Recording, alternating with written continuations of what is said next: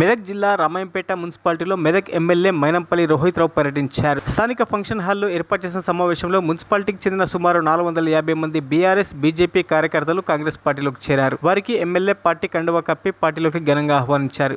అనంతరం వారు మాట్లాడుతూ కాంగ్రెస్ పార్టీ కార్యకర్తలకు అండగా ఉంటుందని, కార్యకర్తలను కడుపులో పెట్టుకుని కాపాడుకుంటామని తెలిపారు. కాంగ్రెస్ పార్టీ ఎన్నికలకు ముందు ఇచ్చిన 6 గ్యారంటీ పథకాల్లో 5 గ్యారంటీ పథకాలను ఇప్పటికే అమలు చేస్తున్నామని, రాబోయే రోజుల్లో రుణమాఫీ చేసి పూర్తి స్థాయిలో రైతులను ఆదుకుంటామని తెలిపారు. వచ్చే పార్లమెంట్ ఎన్నికల్లో కాంగ్రెస్ పార్టీ ఎంపీ అభ్యర్థి నీలం మధును అత్యధిక మెజార్టీతో గెలిపించాలని ఈ సందర్భంగా వారు పిలుపునిచ్చారు.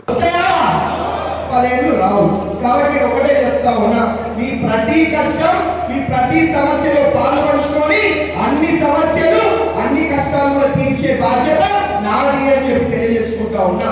అదే విధంగా ఇవాళ ఎవరైతే కాంగ్రెస్ పార్టీలో చేరుతా ఉన్నారో అందరూ కాంగ్రెస్ పార్టీ కార్యకర్తలను, అందరు నాయకులను కూడా కడుపులో పెట్టుకొని కాపాడుకునే బాధ్యత నాది అని చెప్పి అందరూ కూడా తెలియజేసుకుంటా ఉన్నారు. కాబట్టి ఇవాళ మహిళలకు ఉచిత బస్సు పెట్టి మరి బ్రహ్మాండంగా 6 గ్యారెంటీలలో 5 గ్యారెంటీలు మనం అమలు చేస్తూ ఉన్నాం.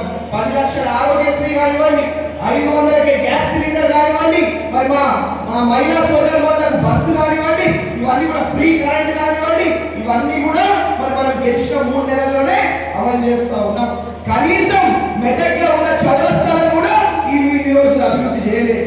అదే మనం గెలిచిన 3 నెలల్లో మెదక్లో ఉన్న 3 చౌరస్తాలను తీసుకొని బ్రహ్మాండంగా అభివృద్ధి చేస్తూ ఉన్నాం. మరిన్ని అప్డేట్స్ కోసం మా ఛానల్ని సబ్స్క్రైబ్ చేయండి.